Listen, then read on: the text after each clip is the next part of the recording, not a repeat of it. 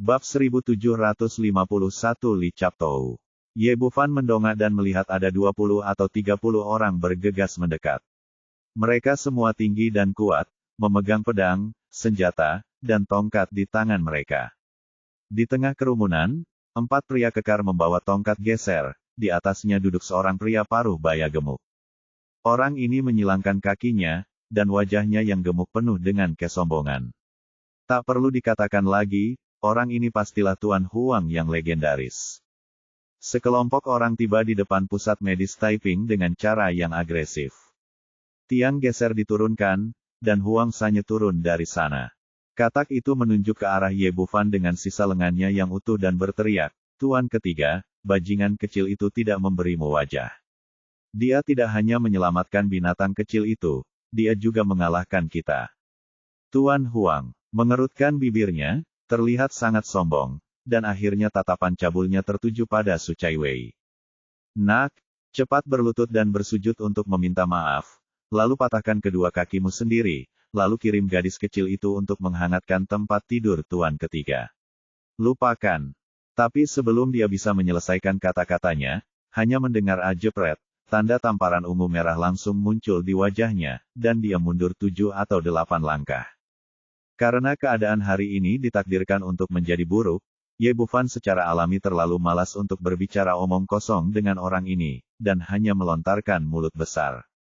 Semua penonton terkejut. Tidak ada yang menyangka pemuda ini akan begitu sederhana dan kasar, mengambil tindakan tanpa mengucapkan sepatah kata pun.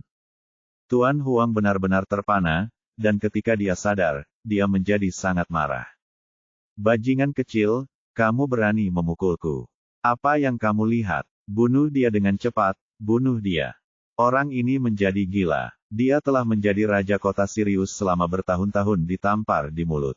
Anak buahnya sadar dan menyerbu ke depan, melambaikan senjata dan bergegas. Ayah dan anak perempuan keluarga Su ingin membantu, tetapi dihentikan oleh Ye Bufan. Meskipun orang-orang di depanku ini terlihat galak, mereka hanyalah bajingan biasa dan tidak memiliki kekuatan bertarung sama sekali. Tidak ada kesulitan dalam menghadapinya sendiri, jadi tidak perlu menyeret ayah dan anak perempuan keluarga Su ke dalam masalah. Orang-orang di sekitar menyaksikan semua ini dengan gugup, diam-diam berkeringat untuk pemuda di depan mereka. Tapi adegan berikutnya mengejutkan semua orang. Mereka melihat para bajingan itu bergegas maju dengan gigi dan cakar mereka, dan satu persatu terlempar ke belakang seperti sedotan. Meskipun jumlah orang-orang ini banyak, mereka tidak memiliki keunggulan sama sekali di depan Ye Bufan dan bahkan tidak dapat memblokir satu gerakan pun. Tak lama kemudian orang-orang ini dipukuli hingga patah tulang dan otot, menangisi ayah dan ibu mereka, dan tergeletak di tanah. Tuan Huang benar-benar tercengang. Dia telah mendengar dari Todd dan yang lainnya bahwa dia dipukuli oleh seorang pemuda di pusat medis Taiping. Awalnya, dia mengira pihak lain hanya lebih kuat secara fisik dan tidak memasukkannya ke dalam hati sama sekali. Tetapi dia tidak menyangka bahwa pihak lain ternyata adalah seorang biksu dengan kultivasi yang kuat. Hanya saja dia tidak mengerti. "Karena kamu begitu berkuasa, mengapa kamu pergi ke klinik medis untuk menjadi juru tulis?" Tepat ketika dia tertegun, Ye Bufan mengulurkan tangan dan mengambil batang besi dan berjalan ke arahnya. "Nak, apa yang akan kamu lakukan?" Tanpa perlindungan anak buahnya, Tuan Huang tiba-tiba menjadi gugup, mundur beberapa langkah, dan berteriak dengan panik, "Nak, izinkan saya memberitahu Anda, jangan berpikir bahwa Anda hebat hanya karena Anda memiliki beberapa keterampilan. Li Chaptou dari divisi Tianxuan dan saya adalah saudara dekat. Adik saya adalah selir dari tuan muda tertua keluarga Sang selesai seumur hidupmu." Sebelum pria itu menyelesaikan kata-katanya, Ye Bufan sudah mengayunkan batang besi di tangannya dan memukul kedua kaki pendeknya yang gemuk dengan keras. Retak, klik, saat suara retakan tulang yang memilukan terdengar, kedua kaki Tuan Huang benar-benar berbentuk V. Lukanya persis sama dengan yang dialami Xiao Baizhan sebelumnya. Hanya saja orang ini tidak memiliki ketangguhan Xiao Baizhan, dan dia langsung melolong seperti babi yang disembelih. Orang-orang di sekitar tercengang. Dulu, mereka pernah diintimidasi sampai mati oleh Tuan Huang. Melihatnya sama menakutkannya dengan melihat Raja Neraka, namun mereka tidak menyangka kaki mereka akan dipatahkan oleh pemuda ini. Wah, beraninya kamu mematahkan kakiku. Huang Sanya terbaring di tanah. Bahkan sekarang, dia tidak percaya bahwa semua ini benar. Meskipun pihak lain adalah seorang biksu, pendukungnya adalah keluarga Sang. Apakah orang ini telah memanfaatkan ambisinya? Bukankah dia takut pada dirinya sendiri? Apakah kamu tidak takut dengan keluarga Sang? Apakah masih ada yang perlu dipertanyakan? Ye Bufan membuang batang besi dan memukul kaki Huang Sanya yang patah, menyebabkan dia melolong dengan sangat sedih. Kamu dapat menemukan seseorang untuk merawat kakimu. Jika bisa disembuhkan, aku kalah. Alasan mengapa dia tidak membunuh si pengganggu adalah sepenuhnya karena janjinya sebelumnya untuk menyelamatkan nyawa Tuan Huang untuk masa depan, kalau tidak, orang ini akan menjadi mayat sekarang. Kamu. Tuan Huang mengertakkan gigi karena kebencian, tetapi pada saat ini terdengar suara langkah kaki yang kacau di luar kerumunan, dan kemudian selusin petugas polisi bergegas masuk, dipimpin oleh seorang petugas polisi paruh baya berusia 40-an. Setelah melihat penangkap kepala, dia langsung merasa seperti sedang melihat kerabat dan merangkak dalam kesengsaraan. Kapten Li, kamu akhirnya sampai di sini. Anak ini melakukan pembunuhan di jalan dan mematahkan kedua kakiku. Kamu harus mengambil keputusan untukku. Petik 2. Penangkap kepala setengah baya tiba-tiba menjadi marah. Namanya Li Tai. Meskipun dia dan Huang bukan saudara dekat, mereka memiliki hubungan yang sangat baik ketika menjadi petugas polisi, dan mereka saling memanfaatkan selama bertahun-tahun. Kali ini Zhang Hongwu dipenggal, dan ada lowongan untuk penangkap kepala di divisi Tianxian. Jadi dia mengambil kesempatan untuk mengambil alih dan melompat dari penangkap cepat ke penangkap kepala. Mengambil keuntungan sebesar itu sekaligus seperti kue besar yang jatuh dari langit. Dia bisa tertawa terbahak-bahak akhir-akhir ini. Li Tai tahu betul apa yang terjadi pada Zhang Hongwu. Dia bahkan berada di lokasi ketika Zai Lingxiu tiba di divisi Tianxian. Dalam kesadarannya, Ye Bufan adalah orang yang mulia. Tanpa dia mungkin tidak bisa menjadi pemimpin dalam hidupnya. Itu dia, bocah itu. Huang Sanya mengertakkan gigi dan menunjuk ke arah Ye Bufan di tengah kerumunan. Kamu sangat berani sampai berani memukul saudaraku. Seseorang, kunci dia untukku. Kata-kata Li Tai penuh momentum, tetapi ketika dia mengikuti kerumunan dan melihat wajah Ye Bufan, wajahnya tiba-tiba bergetar dengan ketakutan, dan dia menelan kembali bagian kedua dari kata-katanya. Dia secara alami tahu siapa orang ini, dan setelah apa yang terjadi hari itu, Inspektur Fan Hua memanggil mereka semua dan berulang kali memperingatkan bahwa tidak ada seorang pun yang boleh mengganggu pemuda ini. Tapi aku tidak pernah menyangka akan bertemu dengannya 2 hari yang lalu. Saat ini, Ye Bufan menatapnya dan tersenyum tipis. Tuan penangkap, apakah Anda mengatakan ingin mengurung saya? Bab 1752 penuh keyakinan. Li Tai menelan ludah, ya. Dokter Ye, mengapa Anda ada di sini? Petik 2. Saya bekerja sebagai pegawai di Taiping Medical Center, jadi tentu saja saya harus berada di sini. Tersenyum, Tuan Captor, saya baru saja mendengar Anda bermaksud mengurung saya. Tidak, bagaimana ini mungkin? Bagaimana saya bisa mengurung dokter Ye? Li Tai dengan cepat mengubah kata-katanya dan berkata, apa yang dia bicarakan adalah bahwa orang-orang ini benar-benar pergi ke pusat medis Taiping untuk menimbulkan masalah dan mempengaruhi diagnosis dokter Ye. Mereka harus dikurung. Petik 2. Pada titik ini, dia berbalik dan berteriak kepada Huang dan yang lainnya nada marah. Anda berani datang ke pusat medis untuk menimbulkan masalah di siang hari bolong. Jika Anda tidak melihat kaki Anda patah, saya akan mengirim Anda ke Departemen Tianxian untuk diinterogasi hari ini. Keluar dari sini dan jangan mengganggu diagnosis dokter Ye. Petik 2. Hanya karena dia menyinggung pria di depannya, kepala Zhang Hongwu dipenggal. Jika dia tidak menanganinya dengan baik, sulit untuk mengatakan apakah kepalanya bisa diselamatkan. Yang lain tidak mengetahui hal ini. Ketika mereka melihat perubahannya 180 derajat, mereka hampir tersingkir. Bukankah penangkap kepala ini adalah orang yang ditemukan Huang Sanya? Tidakkah Anda ingin menuduh orang lain secara agresif? Mengapa sikapnya berubah lagi sekarang? Mungkinkah pemuda ini adalah orang yang hebat? Orang yang paling terstimulasi adalah Huang San. Dia awalnya membayangkan bagaimana dia akan mengurung Ye Bufan dan pergi ke divisi Tianxuan untuk membalas dendam dan menyiksanya dengan kejam. Namun dia tidak pernah menyangka bahwa alih-alih mengambil tindakan, Li Tai berbalik arah dan mulai memarahi dirinya sendiri. Dia menelan ludah dan berkata dengan ekspresi bingung di wajahnya, "Kapten Li, apakah kamu salah? Dia mematahkan kedua kakiku." Li Tai berteriak dengan marah, "Kamu membawa begitu banyak preman bersamamu. Ketika kamu datang untuk membuat masalah di depan dari pusat medis, dokter. Ye sangat berbelas kasihan hanya dengan mematahkan kakimu. Bahkan jika dia membunuhmu, kamu pantas mendapatkannya. Siapa lagi yang bisa kamu salahkan? Keluar dari sini, atau aku akan mengurungmu di penjara." Titik petik 2. Tuan Huang masih bingung. Dia benar-benar tidak mengerti apa yang sedang dilakukan Kapten Li. Bukankah dulu kamu menyebut dirimu saudara? Kenapa dia pantas dikalahkan sekarang? Kenapa kamu masih berdiri di sana?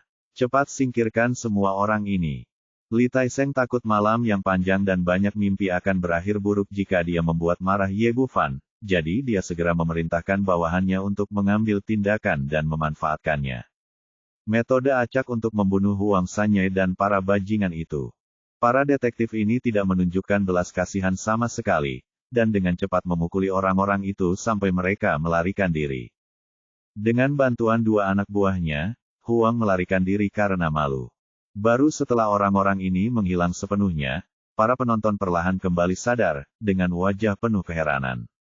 Di masa lalu, orang-orang dari divisi Tianxuan dan Tuan Huang bekerja sama untuk menindas orang-orang baik hari ini. Hal yang sama berlaku untuk Su Dingfang dan putrinya. Mereka sebelumnya mengkhawatirkan Ye Bufan, tetapi hasilnya benar-benar di luar dugaan mereka. Setelah Li Tai selesai berurusan dengan Tuan Huang dan yang lainnya, dia datang dengan ekspresi tersanjung di wajahnya, "Dokter Ye, apakah Anda puas dengan penanganan ini?" Ye Bufan mengangguk sedikit, "Tidak apa-apa. Terima kasih atas bantuan Anda. Tuan Li akan mengurusnya." "Tidak apa-apa, itu yang harus kami lakukan untuk melayani Anda."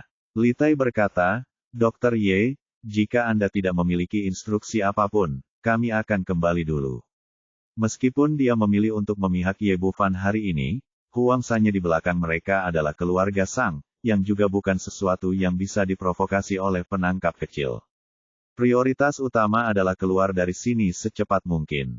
Ye Bufan melihat apa yang dia pikirkan dan melambaikan tangannya, "Tidak apa-apa, kamu boleh pergi." Li Tai menarik napas panjang, akhirnya santai, dan buru-buru pergi dari sini bersama anak buahnya. Setelah masalah selesai, Ye Bufan dan keluarga Su kembali ke rumah sakit. Setelah kembali, Su Dingfang tampak serius dan menggantungkan tanda bertuliskan, "Tutup untuk sementara waktu," di depan pintu.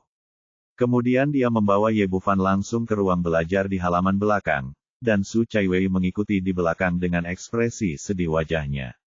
"Bos, ada apa denganmu?" Hanya Ye Bufan yang terlihat santai, dengan senyum tipis di wajahnya. "Saudara Ye, saya sangat mengagumi Anda atas apa yang Anda lakukan hari ini. Sebagai seorang dokter, Anda harus selalu menjunjung tinggi hati seorang dokter. Apapun kondisinya, Anda tidak dapat menolak pasien. Namun situasi di kota Tianlang istimewa. Hari ini Anda mengalahkan Tuan Huang. Meskipun divisi Tianxuan tidak berani melakukan apapun terhadap Anda, pengganggu itu didukung oleh keluarga Sang, dan saudara perempuannya adalah majikan tertua dari keluarga Sang. Dan justru karena itulah Sang Huaili adalah selir yang paling disukai. Karena kerjasama keluarga Sang, Huang San berani bertindak sembarangan selama bertahun-tahun. Dan sekarang kakinya patah, yang seperti tamparan di wajah Sang Huaili tidak akan membiarkannya pergi. Su Chaiwei juga mengikutinya dengan ekspresi sedih di wajahnya. Berkata, "Ya, Saudara Ye, kamu harus meninggalkan kota Tianlang sesegera mungkin. Semakin jauh kamu pergi, semakin baik." Ye Bufan tersenyum dan berkata, "Apakah keluarga Sang ini sangat kuat?" "Tentu saja kuat. Keluarga Sang sangat kuat. Ini adalah surga. Salah satu dari 3 keluarga besar di kota Serigala." Petik 2. Su Dingfang berkata dengan wajah sedih, yang terpenting adalah keluarga Sang tidak pernah bersikap tidak masuk akal. Mereka awalnya memperoleh kekayaan melalui perdagangan manusia, dan keluarga Sang selalu berlumuran darah. Mereka terbiasa bersikap sombong, menindas pria dan wanita, dan melakukan segala macam hal jahat. Penduduk kota Tianlang sangat membenci keluarga Sang. Semua orang mengatakan bahwa meskipun semua anggota keluarga Sang meninggal, tidak ada yang tidak bersalah. Ye Bufan mengerutkan kening. Apakah istana tuan kota tidak peduli jika mereka melakukan omong kosong seperti itu? Menurut pemahamannya tentang keluarga Zai dan putranya, dia tidak boleh membiarkan keluarga besar ini melakukan apapun yang mereka inginkan. Segalanya sangat rumit. Tidak mungkin sesederhana itu. Su Dingfang menghela napas, sejujurnya, Tuan Zai adalah pejabat yang baik, tetapi dia sudah terlalu lama tidak berada di kota Tianlang, dan yayasannya tidak stabil. Dan ketiga keluarga besar ini semuanya mereka telah beroperasi di sini selama bertahun-tahun, beberapa memiliki pendukung di Istana Kekaisaran, dan beberapa mendapat dukungan dari keluarga terkenal. Oleh karena itu, meskipun penguasa kota ingin membuat keputusan untuk rakyat, dia tidak dapat menggoyahkan ketiga keluarga ini, setidaknya tidak dalam waktu singkat. Ye Bufan mengangguk, "Oh, saya mengerti." Su Dingfang berkata dengan penuh semangat, "Kalau begitu, silakan segera pergi, ada begitu banyak ahli di dalamnya keluarga Sang, kami benar-benar tidak mampu menyinggung perasaannya." "Mengapa ingin pergi?" Ye Bufan tersenyum tipis, "Keluarga Sang bukan apa-apa. Jika mereka menahan diri, itu akan menjadi kemalangan mereka sendiri." Melihat betapa percaya diri dia, Su Dingfang dia terkejut pada awalnya, dan kemudian hatinya tergerak, "Saudara Ye, apakah gurunya telah datang ke kota Tianlang?" Menurut pendapatnya, budidaya Ye Bufan sendiri tidak mampu melawan keluarga Sang sangat percaya diri. Dia pasti guru seperti peri itu telah tiba, dan dia memiliki pendukung yang besar. Garis hitam di ujung Ye Bufan, gurunya sepenuhnya dibuat-buat dan tidak ada sama sekali. Bagaimana dia bisa datang ke kota Tianlang? Tapi karena pihak lain sudah mengatakannya, dia tidak mau repot-repot menjelaskan, dia hanya salah berkata, "Ya, tuanku datang ke kota Tianlang tadi malam." Bab 1753 Masalah sepele. Benarkah? Lalu kapan saya bisa bertemu dengan guru yang dihormati? Su Dingfang tampak bersemangat. Jika dia bisa mengajar murid yang luar biasa seperti Ye Bufan, betapa hebatnya guru itu. Karena itu, dia sangat kagum pada guru legendaris ini dan ingin sekali bertemu dengannya. "Yah, bos, aku hanya bisa mengatakan bahwa aku akan melakukan yang terbaik. Tuanku adalah tuan yang tertutup dan biasanya tidak melihat orang luar. Aku tahu, terima kasih, adik kecil." Tidak ada keluhan. Dia secara alami mengetahui hal-hal itu. Sebagai seorang ahli, meskipun Anda tidak melihat orang kecil seperti Anda, itu normal. Sekarang setelah dipastikan bahwa guru Ye Bufan, seorang guru pertapa, ada di sini, ayah dan anak perempuan keluarga Su harus melakukan apapun yang mereka inginkan tanpa memikirkan masalah ini sama sekali. Di luar rumah sakit, Huang dengan diantar oleh anak buahnya tiba di rumah Sang dalam keadaan malu. Di ruang belajar yang didekorasi dengan mewah, Sang Peng, tuan muda tertua dari keluarga Sang, sedang duduk di kursi taisi. Di sebelahnya, seorang wanita cantik sedang memijat bahunya. Wanita tersebut adalah Huang Chaiye, saudara perempuan Huang Sanyai. Meskipun dia bukan istrinya, dia paling disukai oleh Sang Peng karena ketampanan dan keterampilannya yang luar biasa. Saat ini, pintu terbuka dan seorang pelayan berlari masuk dengan panik. "Nyonya muda, ini tidak baik, tuan tertua telah terluka." Huang Chaiye tertegun. Meskipun dia tahu bahwa kakaknya melakukan kejahatan di luar, tetapi dengan dukungan dari keluarga Sang, tidak ada yang berani berbohong, satu jari pada Tuan Huang. "Hari ini bagaimana seseorang bisa terluka?" Dia bertanya dengan penuh semangat, "Bagaimana lukanya? Di mana saudara laki-laki saya?" Pembantu itu berkata, "Itu di luar ruangan." "Lalu tunggu apa lagi? Biarkan saudaraku masuk dengan cepat." Sang Peng. Dia patuh, jadi dia banyak bicara, jadi dia memberi perintah langsung saat ini. Tak lama kemudian, Huang yang merasa malu digendong dari luar oleh beberapa anggota keluarga. Melihat kedua kakinya patah, Huang Caie tiba-tiba menjadi marah. Saudaraku, ada apa denganmu? Siapa yang melakukannya? Katakan padaku secepatnya, dan suami mertuaku akan mengambil keputusan untukmu ketika saatnya tiba. Adalah kepintaran wanita ini meskipun dia sangat marah, dia tetap mengetahui prioritasnya dan mengangkat Sang Peng ke depan. Sang Peng juga sedikit mengernyit. Semua orang di seluruh kota Tianlang tahu bahwa Huang Sanye ini adalah pamannya. Jika orang lain memukul Huang San, itu seperti memukul wajahnya secara menyamar. Katakan padaku, tidak peduli siapa yang melakukannya, aku akan membuat keputusan untukmu hari ini.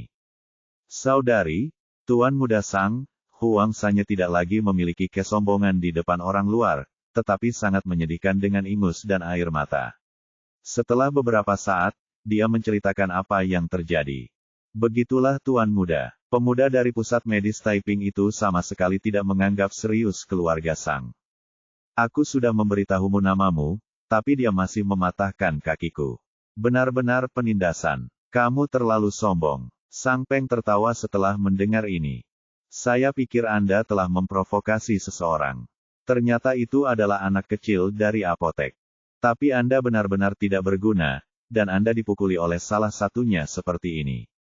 Tuan, kakakku seperti ini, mengapa kamu masih menertawakanku?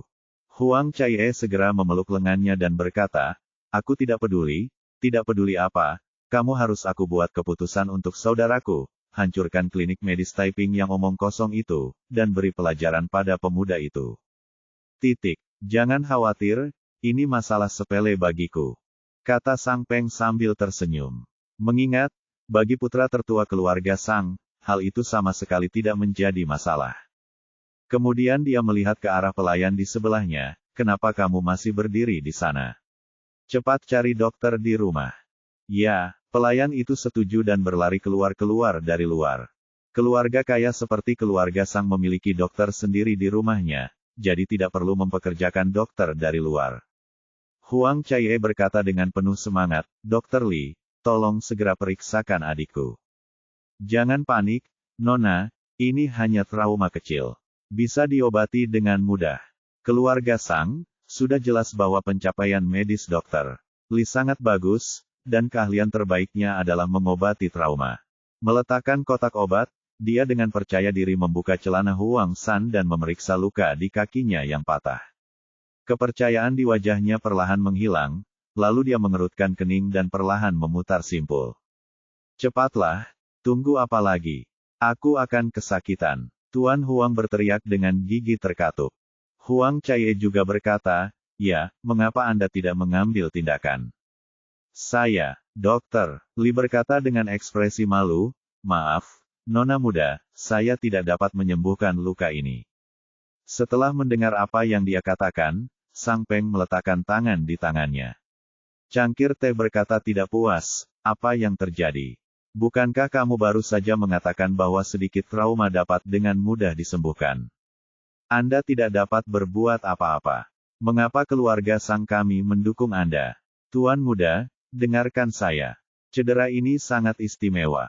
Keringat dingin muncul di dahi dokter, dan dia berkata dengan hati-hati, yang lainnya cara pestanya sangat kejam, tidak hanya mematahkan kaki, tapi mematahkan semua tulang.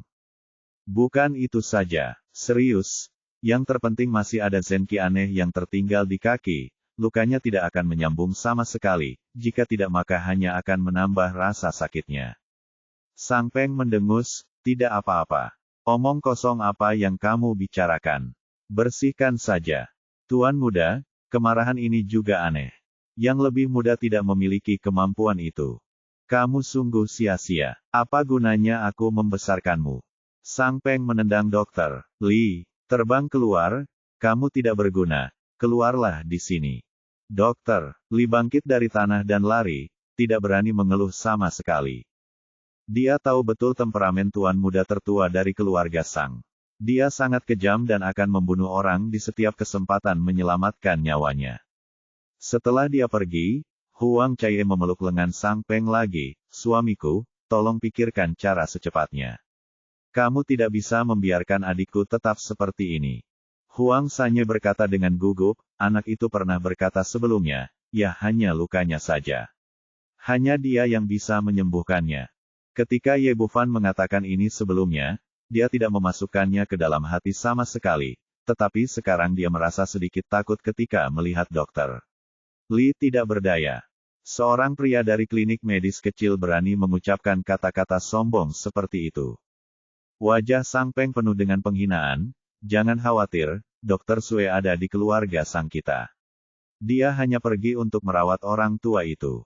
Saya akan pergi, dan undang dia ke sini sekarang. 360-360XSW.sis. Setelah mendengar apa yang dia katakan, saudara dan saudari keluarga Huang merasa lega.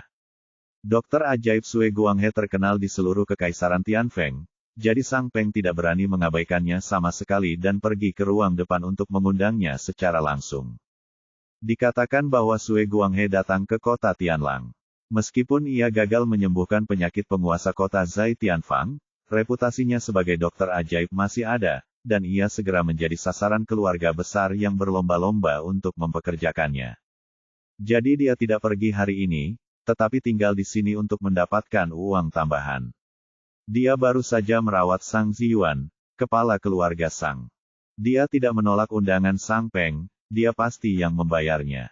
Dia datang sendiri, jadi wajar saja dia tidak peduli untuk merawat beberapa pasien lagi. Seperti Dokter Li sebelumnya, dia sangat percaya diri pada awalnya, tetapi ketika dia memeriksa luka Huang, ekspresinya menjadi sangat serius. Huang Caie bertanya dengan gugup, Dokter Sue, bagaimana luka saudara saya? Apakah bisa disembuhkan? Bab 1754 berbicara dengan arogan. Sang Peng berkata tidak puas, omong kosong apa yang kamu bicarakan, Nona. Ini Dokter Sue, dan luka ringan ini bukanlah hal yang mudah. Huang Caie dengan cepat menundukkan kepalanya dan meminta maaf, Dokter Sue, tolong bantu saya mendiagnosis dan merawat saudara saya. Melihat dua orang itu menjawab pertanyaan, wajah tua Sue Guanghe langsung berubah warna menjadi hati babi. Tuan Muda Sang, maafkan saya benar-benar tidak dapat menyembuhkan penyakit ini. Sue Guanghe menjelaskan dengan canggung, dengan alasan yang sama seperti Dokter Li sebelumnya. Ini, Sang Peng tercengang sejenak. Dia tidak menyangka bahwa Dokter Sue yang dia cari akan benar-benar memberikan hasil seperti itu. Huang Caie sangat cemas. Jika dia mengatakan ini, kakaknya akan cacat seumur hidup. Dokter Sue, tidak bisakah Anda memikirkan cara lain? Ada satu cara, pergi ke pusat medis Taiping dan tanyakan pada Dokter Ilahiye. Hanya dia yang bisa mengobati luka seperti ini. Meskipun Sue Guanghe tidak melakukannya publisitas, tapi dari lubuk hati saya sangat mengagumi keterampilan medis Ye Bufan. Setelah mendengar kata-katanya, wajah beberapa orang yang hadir berubah menjadi sangat jelek. Sue Guanghe sedikit bingung dan bertanya dengan ragu, ada apa? Pernahkah Anda bertanya kepada dokter Ye, bahkan dia tidak bisa berbuat apa-apa? Seharusnya tidak demikian. Keterampilan medis dokter Ye pasti dapat menyembuhkan cedera semacam ini. Huang Caie marah. Dia berkata, cedera saudaraku disebabkan oleh bajingan itu. Ini, Sue Guanghe tertegun sejenak. Dia tidak pernah menyangka bahwa cedera Huang Sanye disebabkan oleh Ye Bufan. Tak heran jika pengobatannya sangat sulit. Dia telah berpraktik kedokteran di Kekaisaran Tianfeng selama bertahun-tahun, dan dia selalu hanya bertanya tentang kondisinya, bukan benar dan salah, dan justru karena itulah dia dapat melindungi dirinya sendiri. Kalau begitu tidak ada yang bisa kami lakukan, Tuan Muda Sang, mohon maafkan saya karena tidak dapat membantu. Sue Guanghe tidak berkata apa-apa lagi, berbalik dan pergi. Meskipun dia tidak mengetahui benar dan salah antara kedua keluarga, satu hal yang pasti jika Ye Bufan tidak mengambil tindakan, kaki Tuan Huang pasti tidak akan terselamatkan. Tuan Muda, saudari, Anda harus menemukan cara untuk menyelamatkan saya. Saya tidak ingin menjadi cacat. Tuan Huang berteriak dengan sangat panik. Dia biasa melumpuhkan kaki banyak orang dan masih menikmatinya, tapi aku tidak bisa bahagia jika itu menimpa diriku sendiri. Tuan, mengapa Anda tidak mengajak seseorang untuk menangkap anak itu dan membiarkan dia merawat saudara saya? Huang Chaiye percaya pada kata-kata Sui Guanghe. Hal yang paling mendesak adalah memanggilnya Ye Bufan datang untuk merawat Huang Sanyai. Sang Peng memutar matanya ke arahnya, apa yang kamu bicarakan? Saya, putra tertua keluarga Sang dan calon pewaris kepala keluarga, secara pribadi keluar untuk berurusan dengan seorang pria. Jika tersiar kabar, apakah saya masih punya kehilangan muka? Ini, Huang Chaiye dia tidak berani untuk tidak menaatinya dan memohon. Apa yang harus kita lakukan? Suamiku, kamu harus menemukan jalan apapun yang terjadi. Sang Peng melambaikan tangannya. Jangan khawatir, masalah yang tidak bisa dibawa ke meja perundingan ini masih bisa diselesaikan dengan mudah. Ya, saya akan meminta pengurus rumah tangga untuk pergi sekarang dan memberikan ultimatum kepada anak itu. Tidak akan lama lagi dia datang untuk meminta maaf dan menyembuhkan luka saudaramu. Orang ini selalu memiliki pendapat yang tinggi tentang dirinya sendiri dan tidak menganggap serius pihak lain. Menurutnya, dia hanyalah seorang pemuda dari sebuah klinik medis. Selama dia mengucapkan sepatah kata pun, orang lain akan segera berlari dan membiarkan dia menanganinya. Karena itu, dia meminta pengurus rumah tangga untuk dipanggil, menjelaskan beberapa patah kata, dan kemudian memintanya untuk segera ke Taiping Medical Center. Di pihak Ye Bufan, setelah berbicara dengan ayah dan anak perempuan keluarga Su, dia akan melanjutkan bisnisnya ketika dia melihat seorang pria paruh baya dengan ekspresi arogan masuk dari luar. Siapa Ye Bufan? Pria paruh baya itu bertanya dengan sangat arogan dengan dagu terangkat dan lubang hidungnya mengarah ke langit. Siapa kamu? Ye Bufan duduk di kursi dan menyilangkan kaki tanpa memandangnya. Nak, kenapa kamu berbicara denganku? Tahukah kamu siapa aku? Aku adalah kepala pengurus keluarga Sang. Pria parubaya itu tiba-tiba menjadi marah budak, dan dia adalah pejabat tingkat ketiga di depan Perdana Menteri. Sebagai kepala pelayan di keluargaku sebelumnya, aku selalu dipandang rendah oleh orang lain kemanapun aku pergi. Anak laki-laki di depanku sebenarnya lebih sombong dariku. Saya pikir setelah saya mengungkapkan identitas saya, pihak lain akan ditahan. Tapi dia tidak menyangka Ye Bufan masih tidak mengangkat kepalanya atau memalingkan muka, dan berkata dengan acuh tak acuh, jika ada yang ingin kamu katakan, katakan dengan cepat, jika ada yang ingin kamu katakan, biarkan saja, dan jika tidak ada terjadi, keluar dari sini. Sekarang dia tahu itu adalah seseorang dari keluarga Sang, dia pada dasarnya sudah menebaknya. Mengetahui niat pihak lain, tentu saja dia tidak akan bersikap sopan sedikitpun. Kamu. Pengurus rumah tangga itu sangat marah hingga seluruh tubuhnya gemetar dan menunjuk ke hidung Ye Bufan. Nak, tuan muda tertua kita telah berkata bahwa dia akan segera memerintahkanmu pergi ke keluarga Sang untuk bersujud meminta maaf dan menyembuhkan luka majikan tertua. Kalau tidak, besok pusat medis Taiping dia pergi. Pada saat ini, dia diliputi amarah, dan diam-diam dia memutuskan dalam hatinya bahwa meskipun anak ini bersujud dan meminta maaf, dia akan memberitahu sang majikan, tuan muda bahwa dia harus membunuhnya. Kembalilah dan beritahu tuan mudamu yang disebut omong kosong, dan minta dia untuk datang dan bersujud kepadaku segera untuk meminta maaf. Jika tidak, tidak akan ada keluarga Sang di kota Tianlang malam ini. Tahukah kamu apa yang kamu bicarakan? Beraninya kamu menghina keluarga Sang. Pengurus rumah tangga itu sangat marah dan geram.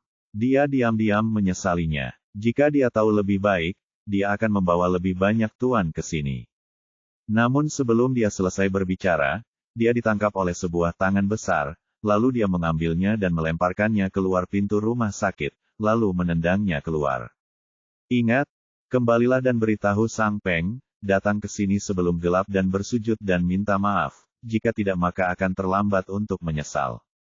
Ye Bufan langsung menutup pintu pusat medis setelah mengatakan itu, berbalik dan berjalan kembali. Semua orang di sekitar rumah sakit sangat terkejut. Tidak ada yang menyangka kepala pelayan keluarga Sang akan diusir seperti anjing. Yang paling mengejutkan mereka adalah kalimat terakhir. Pemuda ini sebenarnya meminta Sang Peng, putra tertua keluarga Sang, untuk bersujud dan meminta maaf. Atau kamu pikir kamu mati terlalu lambat? Pengurus rumah tangga itu bangkit dari tanah karena malu, mengeluarkan seteguk air liur berdarah, dan berteriak dengan gigi terkatup, dasar bajingan kecil, tunggu aku.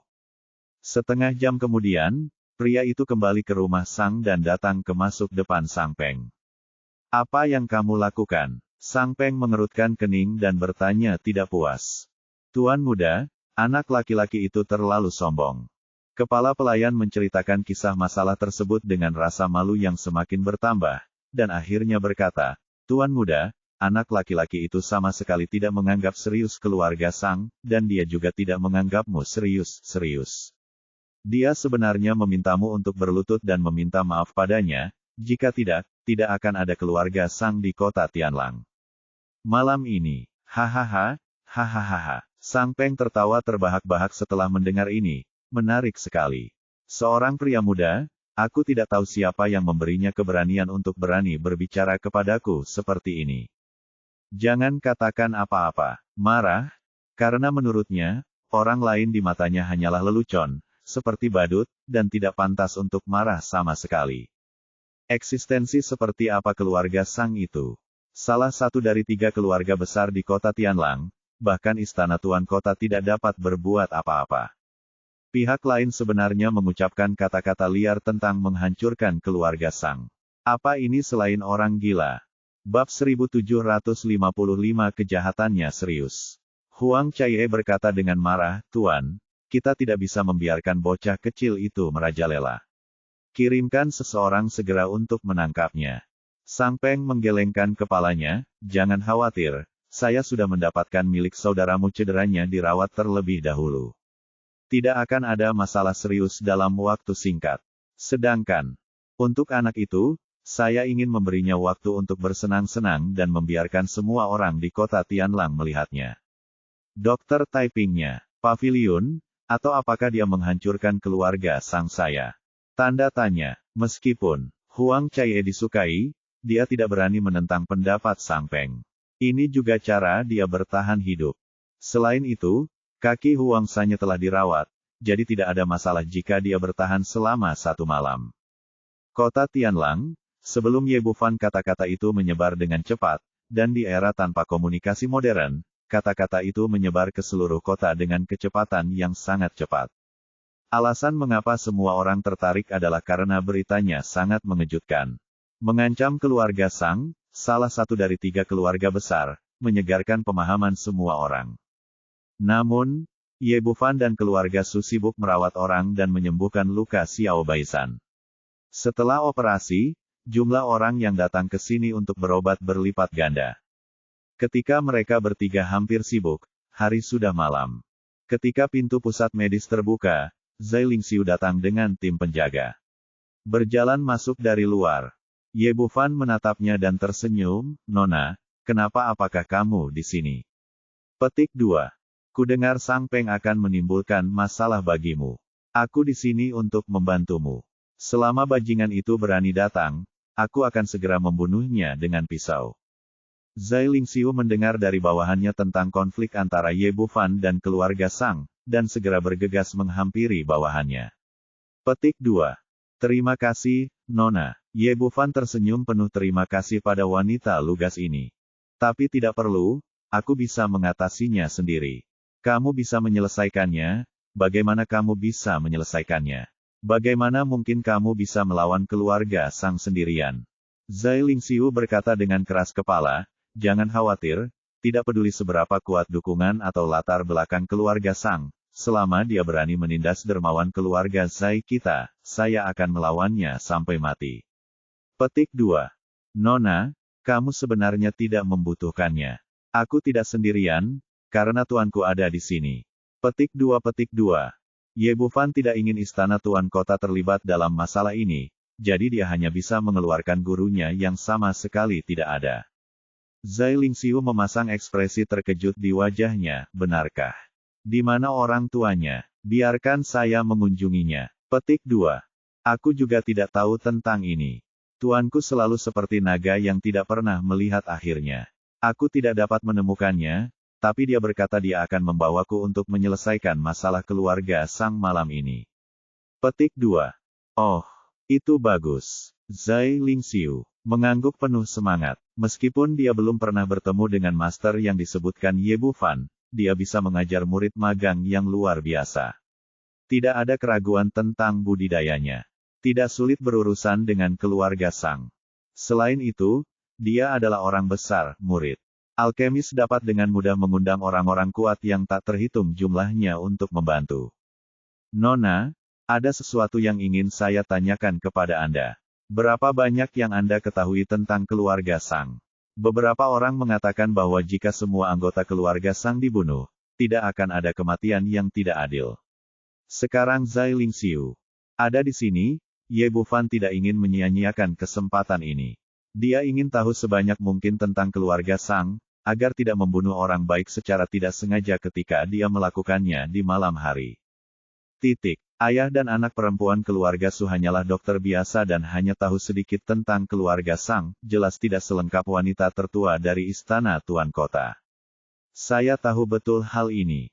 Keluarga Sang benar-benar bersalah. Zai Lingxiu secara alami tidak akan menyembunyikan apapun, dimulai dengan kepala keluarga, dan kemudian orang-orang di keluarga Sang. Dia terus menjelaskan dan bahkan menjelaskan dengan jelas perbuatan jahat apa yang telah dilakukan setiap orang. Di akhir kalimat, wajahnya yang lembut menunjukkan ekspresi marah. Bajingan ini benar-benar melakukan banyak kejahatan, memperdagangkan orang, menindas pria dan wanita, dan melakukan segala jenis kejahatan. Saya sudah lama menasihati ayah saya untuk membasmi keluarga Sang secara langsung, tapi sayang sekali dia memiliki banyak kekhawatiran. Saya belum menemukan waktu yang tepat untuk mengambil tindakan. Ye Bufan mengangguk. Sepertinya keluarga Sang ini benar-benar jahat. Meski tidak seumum cerita rakyat, membunuh semua orang tanpa satu pun keyakinan yang salah, namun mulai dari kepala keluarga hingga staf inti di bawahnya, mereka semua melakukan segala jenis kejahatan. Ketika percakapan hampir selesai, Zai Lingxiu memimpin orang-orang kembali ke rumah Tuan Kota. Ye Bufan mengucapkan selamat tinggal kepada keluarga Su dan putrinya, mengatakan bahwa dia akan bertemu dengan gurunya, dan kemudian diam-diam meninggalkan pusat medis Taiping. Di keluarga Sang, Sang Peng mengadakan jamuan makan di ruang tamunya.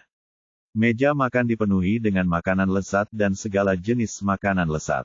Meskipun dia tidak menganggap serius ancaman Ye Bufan, demi alasan keamanan, orang-orang kuat dari tahap inti emas diatur untuk menjaga 4 sudut ruangan. Sedangkan untuk keluarga Sang di luar ruangan, penjagaannya bahkan lebih ketat. Selama bertahun-tahun, keluarga Sang telah mengetahui bahwa mereka telah melakukan banyak hal jahat dan memiliki musuh yang tak terhitung jumlahnya, jadi mereka sangat memperhatikan masalah keselamatan. Ada banyak sekali pelayan dan penjaga dalam keluarga, dan banyak orang kuat yang dipekerjakan untuk menjaga rumah, termasuk banyak master di tahap Naschen Sol. Tuan, Anda minum lagi. Huang Caie mengambil kendi dan menuangkan segelas penuh untuk Sang Peng. Tuan, bagaimana Anda akan menghadapi pria kecil yang tidak tahu ketinggian itu langit dan bumi besok? Jangan khawatir, aku tidak akan melakukannya. Biarkan dia pergi. Sang Peng menepuk pinggangnya 2 kali, lalu berkata dengan arogan, aku akan menyuruh orang menghancurkan pusat medis Taiping besok, lalu ambil itu nak dan pukul kakinya terlebih dahulu. Biarkan dia menyembuhkan penyakit saudaramu. Setelah semua ini selesai, aku akan memotongnya menjadi beberapa bagian dan membiarkan seluruh kota Tianlang melihat apa yang terjadi jika kamu berani menyinggung keluarga Sangku. Huang Caie melingkarkan lengannya di lehernya dan terus mengusap dadanya yang tinggi di lengannya. Konyol sekali, bocah cilik itu tidak mengenal dunia dan berani mengancam keluarga. Sang angin dan lidahnya berkilat. Sang Peng tertawa dengan arogan, tidak mungkin, beberapa orang selalu bodoh dan tidak takut. Mereka tidak tahu berapa banyak yang mereka miliki. Ketika saatnya tiba, mereka akan tahu betapa kuatnya tuan muda ini. Petik 2. Huang Caie menggema, saat aku menggendong anak itu besok, aku benar-benar ingin melihat berapa banyak kepala yang telah dia tumbuhkan. Kedua orang itu saling menggoda, dan tiba-tiba terdengar suara bercanda dari belakang mereka. Kamu tidak perlu menunggu sampai besok, kamu bisa melihatnya sekarang. Sang Peng dan istrinya terkejut ketika mereka mendengar seseorang berbicara dari belakang. Mereka segera menoleh ke belakang dan melihat seorang pemuda berusia 20-an dengan senyuman di wajahnya melihat mereka. Dia memegang benda berbentuk aneh di tangannya. Siapa kamu? Bagaimana kamu bisa masuk? Sang Peng tiba-tiba menjadi marah. apa yang kamu lakukan untuk makanan? Mengapa kamu membiarkan orang masuk begitu saja? Ketika pembaca melihatnya, dia tiba-tiba ketakutan dan gemetar. Kulihat keempat orang itu masih berdiri di empat sudut ruangan, badannya tegak, namun kepalanya sudah menghilang. Yang paling aneh adalah tidak ada darah yang keluar dari leher, seolah-olah kepalanya langsung dicairkan. Di saat yang sama, Huang Caie juga melihat pemandangan mengerikan ini, dan langsung berteriak dan bersembunyi di belakang Sang Peng. Bab 1756 Pergi dan jelaskan kepada Raja Neraka. Pada saat ini, Sang Peng juga benar-benar ketakutan, seluruh tubuhnya gemetar, dan dia tidak lagi memiliki kesombongan seperti sebelumnya. Keluarga Sang selalu dijaga ketat, dan ada banyak master di rumah tersebut, tetapi pihak lain datang ke kamarnya dengan diam-diam, dan diam-diam membunuh 4 orang kuat di tahap inti emas. Hal ini sudah menggambarkan suatu masalah, yaitu pihak lain begitu kuat sehingga tidak dapat bersaing sama sekali. Siapa kamu? Apa yang akan kamu lakukan? Karena sangat gugup, suaranya bergetar, dan dia hampir menggigit lidahnya ketika berbicara. Tuan Sang, mengapa kamu begitu gugup? Bukankah kamu masih mendiskusikanku sekarang? Ye Bufan memandang kedua orang itu dan tersenyum sedikit. Bukankah kamu baru saja mengatakan bahwa kamu akan mematahkan kakiku terlebih dahulu dan kemudian mematahkannya? Mereka menjadi berkeping-keping. Mengapa kamu tidak senang sama sekali melihat bangsaku sekarang? Senyumnya cerah, tetapi ketika dia melihat mata mereka berdua, ada ketakutan yang sangat besar. Apakah kamu Ye Bufan? Sang Peng tidak percaya dengan apa yang dilihatnya. Apakah orang yang menakutkan itu benar-benar anak laki-laki dari klinik medis? Bagaimana ini mungkin? Ye Bufan tersenyum bercanda, ya, ini aku. Bukankah kamu memintaku untuk berlutut dan meminta maaf? Tidak, tidak, ini semua salah paham. Dengarkan aku, ini semua salah paham. Caie pergi dia datang dan berkata, wanita inilah yang merayuku. Itu semua dilakukan oleh si idiot Huang San. Itu tidak ada hubungannya denganku. Meskipun wanita ini adalah selir favoritnya, dia tidak bisa dibandingkan dengan nyawanya sendiri. Pada saat-saat kritis, Anda tentu ingin melindungi diri sendiri terlebih dahulu. Nona Tuan, Anda tidak bisa melakukan ini. Saya tidak ingin mati, saya benar-benar tidak ingin mati. Bagaimanapun juga, Huang Caie hanyalah seorang wanita, dan dia sangat ketakutan, pikiran saat ini. Kau masih membalasnya. Kaulah yang membuatku kesulitan. Kaulah yang membuatku salah paham, Dr. Ye. Kata Sang Peng sambil mengeluarkan belati dari pinggangnya dan menusukkannya ke dada Huang Caie, menyebabkan darah muncrat keluar. Kamu. Huang Caie menatap dengan mata terbelalak, dengan ekspresi keengganan di wajahnya. Dia tidak percaya bahwa bukan Ye Bufan yang membunuhnya, tapi suaminya sendiri. Dasar jalang, keluar dari sini. Sang Peng tidak merasa kasihan atau bersalah.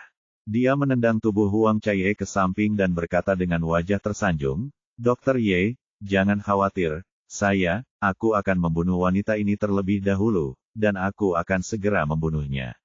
Bunuh Huang San dan berjanjilah bahwa keluarga Sang tidak akan pernah menjadi musuhmu di masa depan. Petik 2. Dia kejam dan tidak manusiawi. Legenda itu memang benar. Ye Bufan menatapnya dengan mata dingin, saya mendengar ini. Selama bertahun-tahun, ratusan orang telah tewas di tangan Anda, dan banyak orang telah diperdagangkan. Ini semua benar, bukan? Tanda tanya, semua rumor dan fitnah. Keluarga Sang kami selalu melakukan ini. Mereka semua melakukan perbuatan baik. Benarkah? Kalau begitu turunlah dan jelaskan kepada Raja Neraka. Ye Bufan sudah mengetahui masa lalu dunia ini dengan jelas, jadi tentu saja dia tidak akan punya belas kasihan dan langsung menarik pelatuk di tangannya.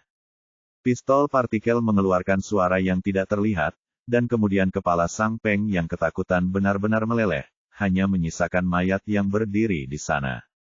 Ye Bufan mengulurkan tangan dan mengambil cincin penyimpanannya, lalu beberapa ledakan api ramuan muncul, membakar semua mayat di ruangan itu. Setelah melakukan semua ini, dia mengeluarkan satu set pakaian Sang Peng dari kamar dan memakainya sendiri. Kemudian penampilannya berubah, otot-otot di wajahnya berkerut, dan dia berubah menjadi Sang Peng dan berjalan keluar. Di ruangan lain keluarga Sang, kepala keluarga, Sang Ziyuan, dan kepala keluarga kedua, Sang Ziji, sedang duduk bersama sambil berganti kacamata. Sang Ziyuan meminum segelas anggur, meletakkan gelasnya dan berkata, "Bagaimana kamu mendapatkan barangnya kali ini?" "Para bos sangat sibuk." Sang Ziji berkata, "Saudaraku, kami sudah mengumpulkannya, 100 wanita semuanya kualitas terbaik. Setelah menjualnya, kami pasti akan menghasilkan banyak uang." Petik 2. Kami akan mengirimkannya besok setelah kami mengambilnya. Nak, kamu harus cepat, akan memakan waktu lama untuk menyiapkan barang ini waktu. Bagaimana kita masih bisa menghasilkan uang dengan kecepatan seperti ini? Saudaraku, setelah Zai Tianfang datang, kehidupan orang-orang di kota menjadi lebih baik, dan semakin sedikit orang yang menjual putra dan putri mereka. Jadi begitulah, tentu saja akan membutuhkan waktu lebih lama untuk mengumpulkan angka-angkanya. Sang Ziyuan berkata dengan ekspresi muram. Orang ini benar-benar batu sandungan. Saya mendengar dia sakit beberapa waktu lalu, tapi sayangnya dia tidak mati. Dia diselamatkan lagi. Saudaraku, sepertinya kita masih harus memberi tahu atasan. Singkirkan orang ini, jika tidak maka akan mempengaruhi uang kita. Petik 2. Kita akan membahas ini nanti. Lagi pula, Zai Tian memiliki latar belakang tertentu di pengadilan, dan itu tidak mudah untuk memindahkannya. Ekspresi keganasan muncul di wajah Sang Ziyuan, tapi Zai Tianfang tidak berani menyentuh kita. Karena dia tidak bisa membelinya selama periode ini, dia akan keluar dan mengambilnya. Jangan percaya ada yang berani menyentuh keluarga Sang kita. Setelah mengatakan itu, dia meminum anggur di gelas, tetapi ketika dia menunggu setelah sekian lama, saudara di sebelahnya tidak bergerak. Dia berbalik dan melihat bahwa Sang Ziji, yang masih berbicara dengan fasih, sekarang hanyalah mayat tanpa kepala. Kepalanya telah menghilang tanpa suara di beberapa titik. Ah, seseorang, cepatlah datang. Meskipun Sang Ziyuan adalah seorang biksu di tahap Naschen Sol, dia masih ketakutan dengan pemandangan di depannya. Dia mencabut pedang dari belakang, dan kemudian berteriak dengan sangat ketakutan. Sayangnya, setelah berteriak lama, masih ada keheningan di luar ruangan.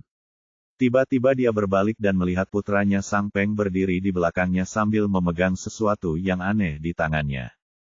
Nak, kapan kamu datang? Apa yang terjadi? Di mana pelayan yang menjaga halaman luar? Setelah dia selesai berbicara, orang di depannya tersenyum aneh. Saya bukan anakmu. Jika kamu ingin menemukannya, kamu hanya bisa pergi ke dunia bawah. Sang Ziyuan tiba-tiba mengubah ekspresinya, lalu siapa kamu? Apa yang akan kamu lakukan? Keluarga Sang telah melakukan banyak hal jahat untuk diadili. Ye Bufan tidak berkata apa-apa lagi. Menarik pelatuk pistol partikel. Sang Ziyuan memandang orang lain dengan heran, bertanya-tanya apa yang akan dia lakukan dan apa sebenarnya yang dia pegang di tangannya. Tapi kemudian ada rasa sakit yang menusuk di dadaku, dan ketika aku menundukkan kepalaku, aku menemukan lubang yang lebih besar dari mulut mangkuk tempat jantungku berada. Kamu, dia ingin mengatakan sesuatu yang lain, tetapi hatinya luluh dan dia tidak lagi memiliki kekuatan untuk berbicara. Kemudian Naschen Sol terbang keluar dari istana Niwan. Nak, tunggu saja aku, keluarga Sang kami tidak akan membiarkanmu pergi. Sang Ziyuan mengertakkan gigi dengan kebencian dan hendak terbang, tetapi pada saat ini ada kekuatan isap yang sangat besar di belakangnya, diikuti oleh miliknya. Jiwa yang baru lahir dimasukkan ke dalam botol kecil. Ye Bufan melihat ke arah botol pemurnian iblis dan melihat ada pil senyuan di bagian bawah botol. Dia mengangguk sedikit, lumayan, dia punya satu pil senyuan lagi, dia berharap bisa mengumpulkan lebih banyak dari keluarga Sang. Kemudian sosoknya menghilang dari kamar, dan ketika dia muncul kembali, dia telah sampai di kamar Sang Zihao, tetua tertua dari keluarga Sang. Di dalam ruangan saat ini, tetua yang berhati tua sedang memandangi seorang gadis berusia 14 atau 15 tahun dengan ekspresi tidak senonoh. Gadis kecil, apa yang kamu lakukan sambil berdiri diam? Cepat datang dan layani aku, kalau tidak seluruh keluargamu akan mati besok. Bab 1757 Keluarga Sang hancur. Aku tidak menginginkannya, aku tidak menginginkannya. Wajah hijau gadis kecil itu penuh ketakutan saat ini. Jika kamu tidak makan roti panggangnya, kamu akan didenda. Mari kita lihat bagaimana aku membunuhmu nanti. Sang Zihao mengulurkan tangannya dan langsung meraih gadis kecil itu. Namun saat dia mengulurkan tangannya setengah, seluruh tubuhnya tiba-tiba bergetar, lalu dia menunduk dan melihat lubang sebesar mulut mangkuk di dalam hatinya. Jantungnya telah hilang, tetapi tidak ada darah yang keluar, dan itu terlihat sangat menakutkan. Ah! Gadis kecil itu ketakutan dengan pemandangan di depannya. Sinar jiwa muncul dari kepala Sang Zihao, tetapi sebelum dia bisa melihat dengan jelas apa yang terjadi di belakangnya, kekuatan isap yang sangat besar datang, dan kemudian dia benar-benar kehilangan kesadaran. Satu lagi, Ye Bufan menundukkan kepalanya dan melihat ke botol pemurnian iblis. Sudah ada 6 pil senyuan di dalamnya. Dia baru saja menggunakan identitas Sang Peng untuk berjalan bebas melalui mansion dan diam-diam membunuh 6 biksu tahap Nas Chen Sol di keluarga Sang. Langkah selanjutnya jauh lebih sederhana. Ye Bufan mengikuti apa yang dikatakan Zai Lingxiu dan membunuh semua orang yang bersalah di keluarga Sang dari awal sampai akhir. Ada pepatah dalam agama Buddha bahwa membunuh orang jahat berarti melakukan perbuatan baik. Secara alami, dia tidak akan menaruh belas kasihan kepada orang-orang ini. Dan semua ini dilakukan secara diam-diam, dan penjaga biasa dari keluarga Sang bahkan tidak menyadari bahwa lusinan orang telah meninggal dalam keluarga tersebut. Setelah melakukan semua ini, Ye Bufan langsung pergi ke penjara bawah tanah keluarga Sang. Tuan muda, Anda di sini, apakah Anda ingin saya memilihkan seorang gadis cantik untuk Anda? Setelah melihatnya, pemimpin yang bertanggung jawab menjaga ruang bawah tanah segera mendatanginya dengan ekspresi tersanjung di wajahnya. Keluarga Sang terlibat dalam bisnis penjualan kembali manusia, dan semua jenis wanita dikurung di dalamnya. Anggota inti keluarga Sang sering datang ke sini untuk mencicipinya. Tidak perlu, buka pintu sel dan biarkan semua orang pergi. Ah! Pemimpinnya terkejut dan berkata dengan ekspresi heran, Tuan, apakah saya salah dengar? Adalah uang, bagaimana bisa dilepaskan? Berhenti bicara omong kosong, apakah kamu ingin aku mengatakannya untuk kedua kalinya? Buka pintunya dengan cepat dan biarkan semua orang pergi. Ini, pemimpinnya ragu-ragu. Meskipun Sang Peng adalah tuan muda tertua dari keluarga Sang, masalah ini terlalu serius. Dia tahu betul apa maksud 100 wanita ini. Jika dia membiarkan mereka pergi seperti ini, Tuan muda tidak akan terjadi apa-apa, tetapi kepala keluarga akan mengulitinya. Tuan muda, sebaiknya saya melaporkan masalah ini kepada kepala keluarga. Sebelum pemimpin itu dapat menyelesaikan kata-katanya, cahaya dingin melintas di depan matanya, dan kepalanya terbang keluar. Ye Bufan memegang pisau berdarah itu dan melihat orang-orang di sebelahnya. Kamu benar-benar memberontak. Beraninya kamu tidak menaati perintahku. Tuan muda, harap tenang. Jangan marah. Kami akan melepaskannya sekarang. Penjaga lainnya tidak berani ragu sama sekali dan lari segera pergi. Dia membuka pintu sel dan melepaskan 100 wanita di dalamnya. Petik 2. Ketika para wanita ini keluar, mereka semua memiliki ekspresi ragu di wajah mereka. Biasanya, keluarga Sang akan menjual mereka, dan mereka akan mengirimkan barangnya pada siang hari. Apa yang akan mereka lakukan jika mereka dipanggil pada malam hari? Ye Bufan melirik kepada mereka, mulai sekarang kamu bebas. Setiap orang mengambil 1000 koin emas dan pergi dari sini. Yang terbaik adalah meninggalkan kota Tianlang sesegera mungkin. Setelah mengatakan ini, pikirnya, dan segunung kecil koin emas tiba-tiba muncul di depan pintu sel. Ini baru saja diperoleh dari keluarga Sang.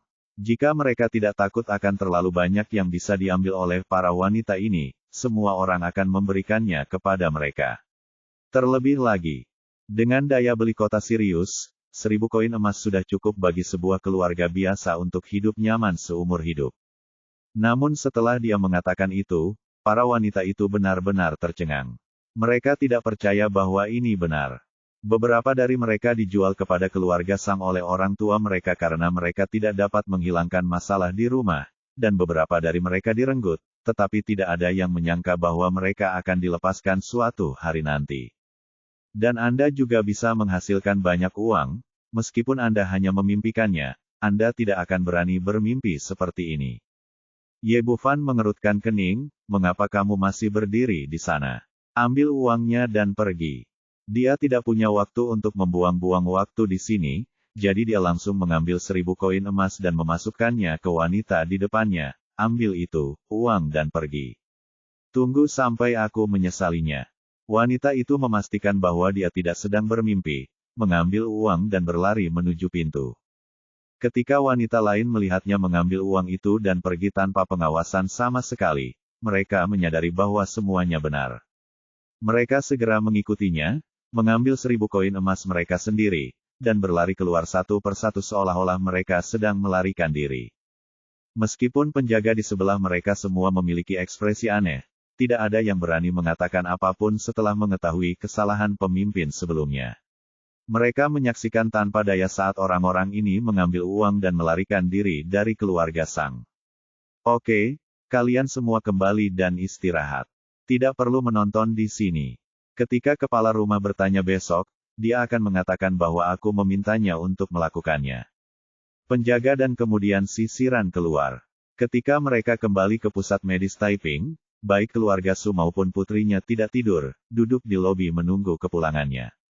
Melihat dia memasuki pintu, Su Chaiwei segera melangkah maju dan bertanya, "Saudara Ye, apa kabar? Apakah kamu baik-baik saja, Ye?" Bufan tersenyum tipis, "Apa yang bisa saya lakukan?" "Bagus sekali. Bagaimana dengan sisanya?" Ye Bufan berkata, "Jangan khawatir, tuanku sudah mengurusnya." Su Dingfang tidak bertanya lagi. Menurutnya, kemungkinan besar sang alkemis hebat menindas keluarga Sang, atau kedua pihak telah berdamai. Kemudian Ye Bufan kembali ke kamarnya dan meminum 6 pil esensi ilahi dalam botol pemurnian iblis. Setelah beberapa latihan, kekuatan spiritualnya pulih sedikit dan dia mencapai tahap akhir Jindan. Keesokan paginya, keluarga Sang. Semua pelayan merasa ada yang tidak beres. Entah kenapa, tuan mereka tidak bangun meski hari sudah sangat larut. Awalnya tidak ada yang mempedulikannya, karena mungkin saya minum terlalu banyak tadi malam dan bangun agak terlambat. Tapi kemudian para pelayan berkumpul dan menemukan bahwa semua tuan belum bangun, dan itu agak tidak normal. Akhirnya, pengurus rumah tangga memberanikan diri dan memasuki kamar pemilik Sang Ziyuan, hanya untuk menemukan bahwa tidak ada seorang pun di sana. Kemudian dia memeriksa kamar tidur anggota inti lainnya satu demi satu, tapi masih tidak ada seorang pun di sana. Semua orang merasa sedikit gelisah sekarang. Sungguh aneh bahwa begitu banyak orang menghilang sekaligus.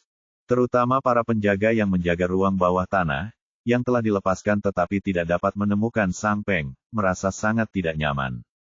Orang yang paling gugup adalah Tuan Huang. Awalnya, dia mengandalkan tuan muda tertua dari keluarga Sang untuk membuat keputusan untuknya dan menangkap Ye Bufan untuk menyembuhkan kakinya yang terluka. Tapi sekarang dia bahkan tidak bisa menemukan tuan muda tertua dan saudara perempuannya, siapa yang bisa dia andalkan. Akibatnya, kepanikan dengan cepat menyebar di keluarga Sang. Akhirnya, mereka teringat rumor yang dikatakan Ye Bufan sebelumnya bahwa seluruh keluarga Sang akan dihancurkan. Saat tengah hari mendekat, tidak ada yang tahu siapa yang memimpin. Semua orang mulai merampok emas dan perak keluarga Sang, dan kemudian melarikan diri seolah-olah mereka sedang melarikan diri. Pada akhirnya, bahkan Tuan Huang, yang kakinya patah, melarikan diri. Tidak ada satu orang pun yang tersisa di keluarga besar Sang. Bab 1758 Menara Suixian. Segala sesuatu di pusat medis Taiping tampak tenang seperti biasanya. Saat mendekati tengah hari, pintu tiba-tiba terbuka dengan keras, dan Zai Lingxiu berlari masuk dengan cepat.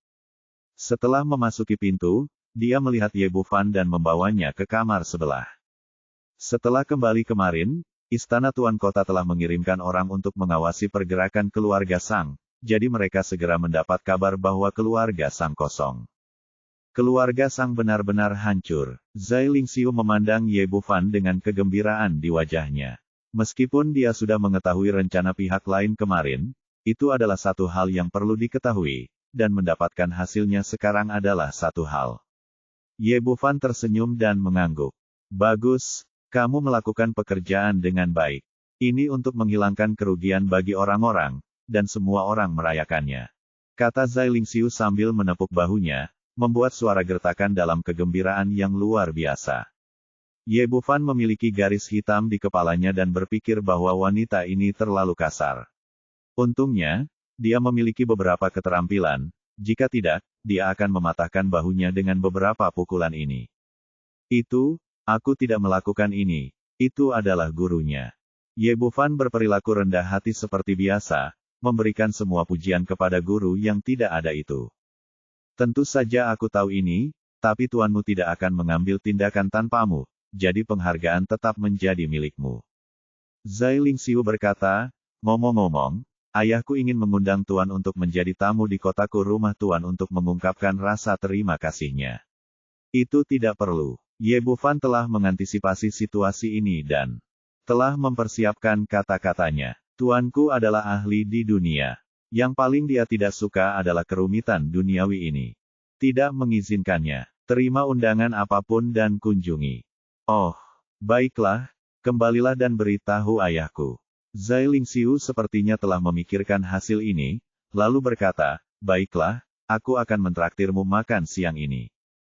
Memberikan cincin itu, koin emas di dalamnya seperti gunung, dan itu benar-benar menghasilkan keuntungan yang besar. Aku paling membencimu maco chauvinis, tapi aku masih suka menjamu tamu untuk makan malam.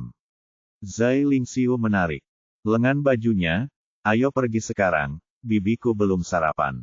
Dia meminta para prajurit kembali ke istana tuan kota untuk melaporkan berita tersebut, dan kemudian bersama Ye Bufan, mereka bergegas menuju Menara Zuixian, restoran terbesar di kota Tianlang.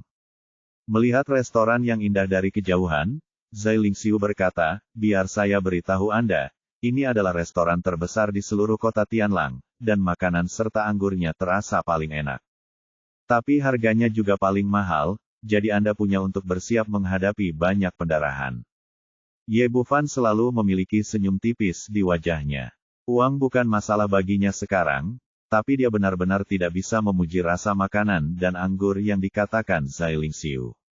Sudah lama sejak dia datang ke negeri ajaib Kunlun. Dia menemukan bahwa selain energi spiritual yang kaya dan kultivasi yang kuat, tidak ada hal lain yang dapat menandingi bumi. Khususnya, industri catering sangat tertinggal. Ada kekurangan bumbu di sini.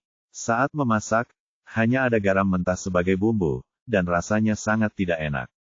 Karena itu, dia tidak dapat meningkatkan nafsu makannya setelah tiba di sini. Untungnya, cincin penyimpanan memiliki persediaan yang cukup, dan dia dapat meningkatkannya dari waktu ke waktu. Kedua orang itu baru saja tiba di lantai bawah restoran. Sebelum mereka bisa memasuki pintu, sekelompok orang tiba-tiba berjalan ke arah mereka. Pemimpinnya adalah seorang pemuda berusia akhir 30-an, mengenakan jubah mewah dan memegang kipas origami yang mewah. Dia adalah tuan muda tertua dari keluarga He dan saudara laki-laki He Changsheng, He Changqing. Setelah melihat Zai Lingxiu, matanya tiba-tiba berbinar dan dia menyapanya dengan penuh semangat, "Siwer, aku baru saja akan menemukanmu, tapi aku tidak menyangka akan bertemu denganmu di sini. Kita benar-benar ditakdirkan." Ternyata keluarga He selalu berambisi dan selalu ingin menjadi keluarga terbesar di kota Tianlang. Dengan pemikiran ini, He Changqing mengejar Zai Lingxiu. Dalam pandangan keluarga He, jika wanita tertua dari istana tuan kota menikah dengan sebuah keluarga, kekuatan pernikahan antara kedua keluarga pasti akan meroket, dan pasti akan mengalahkan dua keluarga bangsawan lainnya dan menjadi unik keberadaan di kota Tianlang. Ketika Zai Lingxiu melihatnya, dia memiliki ekspresi jijik di wajahnya. "He Changqing, tolong hargai dirimu sendiri. Bukankah kamu memanggilku Siwer?" He Changqing tertawa dengan acuh tak acuh, "Sebenarnya, tidak apa-apa. Aku hanya berpikir begitu lebih ramah. Karena aku tidak menyukainya, aku akan memanggilmu Nona Zai." Zai Lingxiu berkata dengan wajah dingin, "Apa yang kamu inginkan dariku?" He Changqing berkata dengan hangat, "Tidak ada yang serius, saya tahu bahwa Nona Zai sangat menyukai makanan, jadi saya menyiapkannya.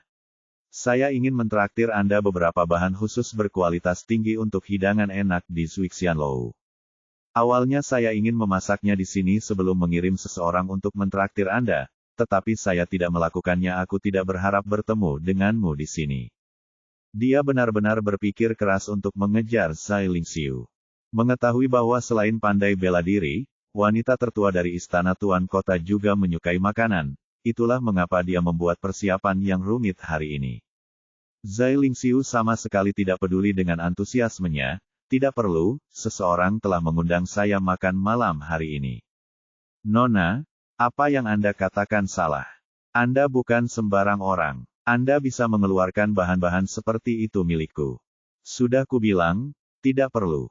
Zai Lingxiu masih menolak, dan setelah mengatakan itu, dia membawa Ye Bufan melewati pintu. Namun He Changqing bersikeras, Nona, Anda bilang dialah yang ingin mentraktir Anda makan malam, bukan? Ketika mata pria ini melihat pakaian anak laki-laki itu pada Ye Bufan, matanya penuh dengan jijik. Ye Bufan tersenyum tipis, Tuan muda, dia benar. Ini aku. He Changqing mendengus dingin, matanya penuh peringatan. Beraninya kamu, seorang anak kecil, memiliki hak untuk mentraktir wanita muda itu makan malam. Ye Bufan mengabaikan peringatannya dan masih berkata sambil tersenyum, tidak mungkin, dan aku tidak mau, tapi anak muda Nona bersikeras agar aku merawatnya, jadi kamu tidak boleh pelit, kan? Kamu, He Changqing awalnya ingin meledak, tetapi pada akhirnya dia menahannya untuk menjaga citranya. Makanan enak apa yang bisa dimakan oleh anak kecil sepertimu? Dia menoleh ke arah Zai Lingxiu, Nona, bagaimana kalau kamu seperti ini? Ayo kita makan malam bersama di siang hari. Biarkan aku bersaing dengannya untuk melihat hidangan siapa yang lebih enak, lebih enak. Sebagai putra tertua dari keluarga He, pria ini juga orang yang sangat cerdik, dan dia menggunakan kemunduran untuk maju. Dia tahu bahwa akan sangat sulit untuk mengundang Zai Lingxiu sendirian, jadi akan lebih baik untuk makan bersama dan menghancurkannya, menunjukkan keunggulannya. Ini, Zai Lingxiu masih sedikit ragu pada awalnya, tapi Ye Bufan langsung setuju, oke, saya juga ingin melihat makanan enak apa yang bisa dimiliki guru. Melihat persetujuan orang ini yang tidak masuk akal, He Changqing tiba-tiba terlihat di wajahnya kegembiraan. Kalau begitu, mari kita mengadakan kompetisi dan meminta wanita tertua untuk menjadi wasit. Tapi karena ini adalah kompetisi, menarik untuk mendapatkan sedikit keberuntungan. Melihat bahwa Anda bukan seorang orang kaya, saya tidak akan mempermalukan Anda, Tuan muda. Jika Anda kalah, menggonggong saja 3 kali seperti anjing. Zai Lingxiu mengerutkan kening. Dia tahu betul bahwa orang ini sedang mempermainkan. Dengan kekuatan keluarga He, dia pasti memiliki keunggulan besar dalam bahan-bahannya. Tidak peduli seberapa kaya Ye Bufan, dia tidak bisa dibandingkan dengan hidangan terbaik dari Zhuge Xianlou. Dia berkata, Dokter, Ye, minta saja saya menonton kompetisinya. Itu tidak perlu.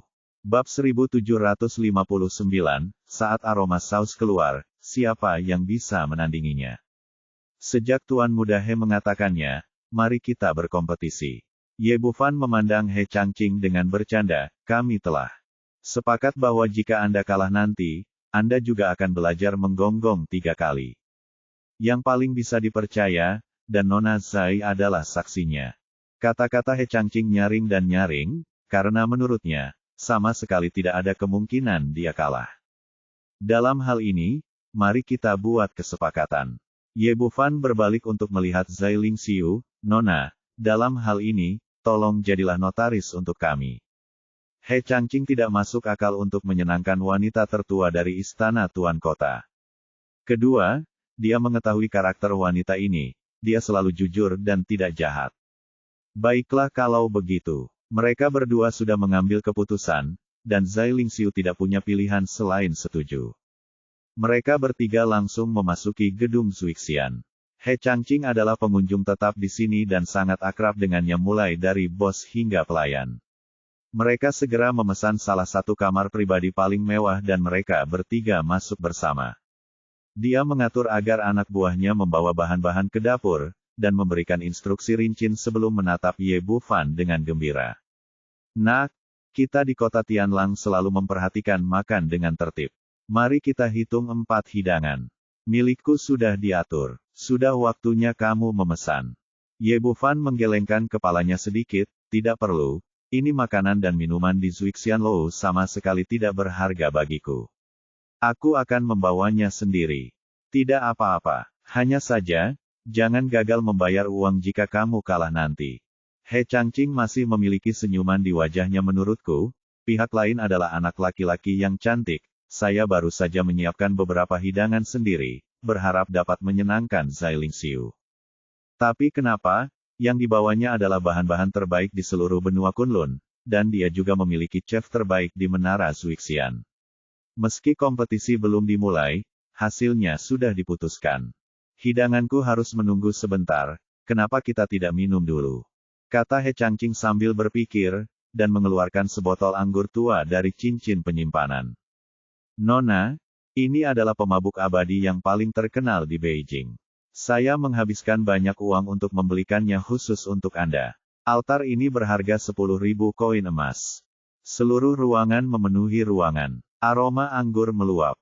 Ekspresi Zai Lingxiu menjadi semakin jelek.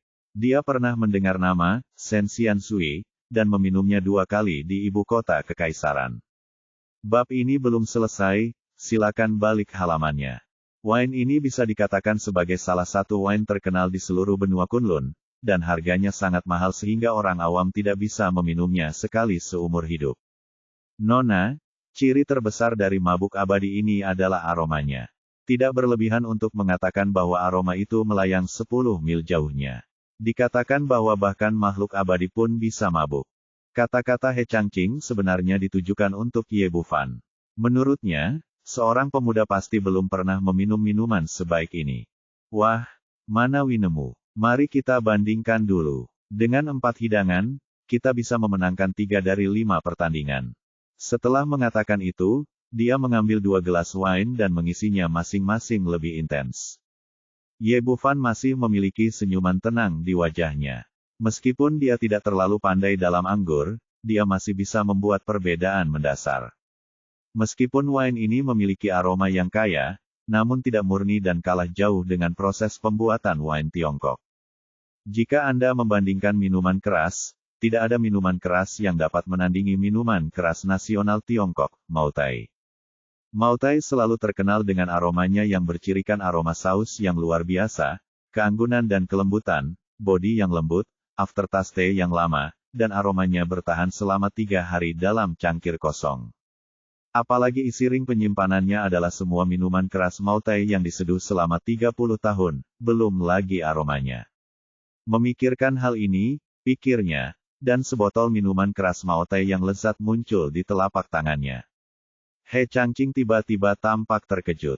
Dia mendapat banyak informasi, tetapi dia belum pernah melihat anggur jenis ini. Anggur jenis apa yang kamu punya? Anggur yang enak. Ye Bufan tentu saja tidak mau repot-repot menjelaskan kepadanya, jadi dia mengulurkan tangan dan membuka kemasan botol anggur memenuhi seluruh ruangan, membuat para dewa kewalahan sampai mati. He Changqing tidak peduli pada awalnya, berpikir bahwa meskipun kemasan anggur pihak lain aneh, itu tidak bisa dibandingkan dengan mabuk abadi miliknya, tapi sekarang dia benar-benar tercengang. Aroma anggur ini terlalu kuat, murni dan tahan lama, sempurna baik dari segi kuantitas maupun kualitas. Ini, bagaimana ini mungkin? Dia benar-benar tidak percaya ada anggur dengan rasa yang begitu kuat di dunia ini. Bahkan ekspresi Zai Lingxiu berubah. Sebagai wanita tertua dari istana Tuan Kota, dia secara alami telah mencicipi berbagai anggur berkualitas, tetapi dia belum pernah melihat anggur yang begitu harum.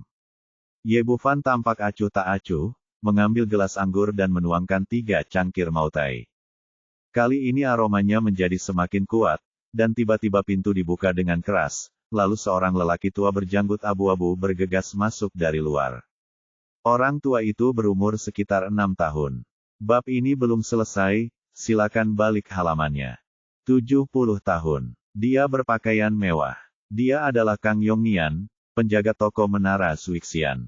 Legenda mengatakan bahwa lelaki tua ini memiliki latar belakang yang sangat baik dan memiliki seorang adik laki-laki yang merupakan pejabat tinggi di istana.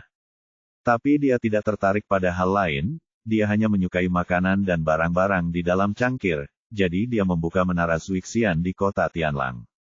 Anggur apa yang harum sekali. Setelah lelaki tua itu masuk, dia mengendus dan melihat sekeliling. Ketika matanya tertuju pada He Changqing, dia tiba-tiba menyadarinya. Saya pikir seseorang yang membawakan anggur yang enak. Ternyata Tuan He.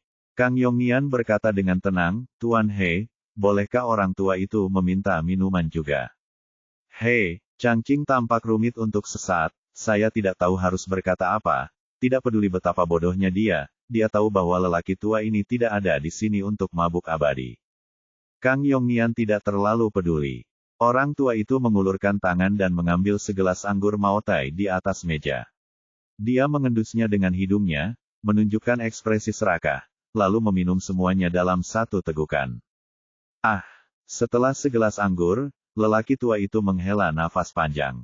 Anggur yang enak, anggur yang benar-benar enak. Untuk bisa minum anggur yang begitu enak, Pak Tua, hidupku tidak sia-sia.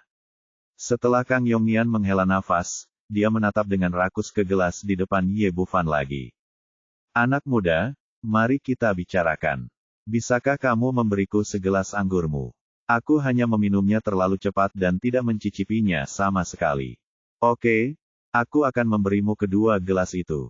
Tangannya dan mengeluarkan anggur. Segelas anggur Maotai dan segelas minuman suci lainnya dikirimkan kepadanya. Terima kasih, adikku. Jika kamu datang ke restoranku untuk makan di masa depan, orang tua itu akan memberimu diskon 20%. Kata Kang Yongnian sambil mengambil secangkir anggur peri dan meminumnya ke dalam mulutnya, tapi kemudian dia meludahkannya. Bah, omong kosong macam apa ini? Apakah ini masih bisa disebut anggur? Awalnya, Senxianzui juga merupakan anggur yang enak di benua Kunlun. Sayangnya, tidak ada salahnya tanpa perbandingan bisakah dia mentraktir anggur jenis ini. Dia menuangkan sisa anggur ke dalam gelas tanpa ragu-ragu, lalu mengambil segelas Maotai lagi dan menyesapnya, menunjukkan ekspresi mabuk di wajahnya. Anggur yang enak, ini anggur asli, dan omong kosong tadi bukanlah apa-apa. Ye Bufan tidak terkejut dengan hasil ini. Seperti kata pepatah, ketika aroma saus keluar, siapa yang bisa menandinginya? Anggur, belum pernah ada anggur yang dapat melampaui lebih baik dari Maotai. Bab 1760 Ikan Peri. Ekspresi He Changqing sangat jelek. Tidak ada keraguan bahwa Zai Lingxiu tidak diperlukan sebagai wasit. Dia telah kalah dalam pertandingan ini, dan dia telah kalah telak sehingga tidak ada ruang untuk berdebat. Pada saat ini, dia merasa sangat sedih dan ingin memberi pelajaran pada Kang Yongnian yang bermasalah, tetapi dia tidak memiliki keberanian. Bagaimanapun, lelaki tua ini bukanlah pemilik restoran biasa. Dia memiliki pendukung di ibu kota.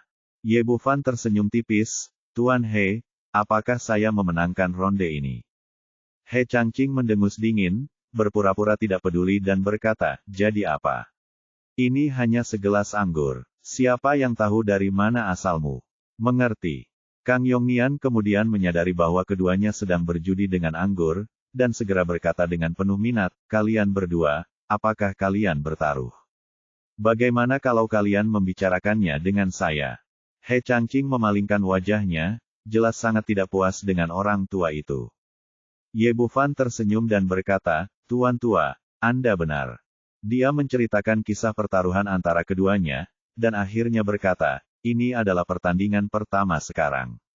Saya berkompetisi dengan Tuan He yang anggurnya lebih baik. Anggur siapa yang lebih harum? Jadi anggur ini milikmu, adikku. Kang Yongnian berkata dengan penuh semangat, adik, dari mana kamu mendapatkan anggur ini? Berikan aku sebotol. Koin emas? Tidak, 20.000 koin emas. Ye Bufan menggelengkan kepalanya, maaf, Pak Tua, saya tidak akan menjual anggur ini. Adik, bukan. Rendah. Berapa banyak yang kamu inginkan? Pak Tua, saya tidak akan pernah menawar. Orang tua ini jelas seorang pecandu alkohol, dan ada keinginan yang tak terkendali di matanya ketika dia menyebut Maotai. Pak Tua, ini bukan masalah uang, tapi benar-benar hilang. Saya hanya punya botol ini. Anda juga harus tahu, bagaimana bisa ada terlalu banyak anggur sebagus itu. Tidak tahan dengan lelaki tua itu. Dengan mata menyedihkan, dia mendorong sisa setengah botol anggur di depannya. Baiklah, Pak Tua, aku akan memberimu sisa setengah botol. Kang Yongnian awalnya terlihat kecewa, tetapi ketika dia mendengar kata terakhir, matanya tiba-tiba berbinar. Dia mengambil setengah botol anggur ke dalam pelukannya dan berkata, "Adik, terima kasih. Jika kamu datang ke restoran Suixian saya untuk makan di masa depan, tagihanmu akan gratis." Setelah mengatakan itu, dia menatap Zai Lingxiu dengan rakus lagi. "Gadis kecil dari keluarga Zai, apakah kamu ingin memberiku segelas anggurmu?" "Tidak, bab ini belum selesai, tolong balik halamannya." Petik 2. Semua ini terjadi begitu tiba-tiba. Zai Lingxiu kembali sadar, dia mengambil gelas anggur di depannya dan menyesapnya. Saat anggur lembut masuk ke mulutnya, ekspresi yang sangat kompleks langsung muncul di wajahnya yang lembut.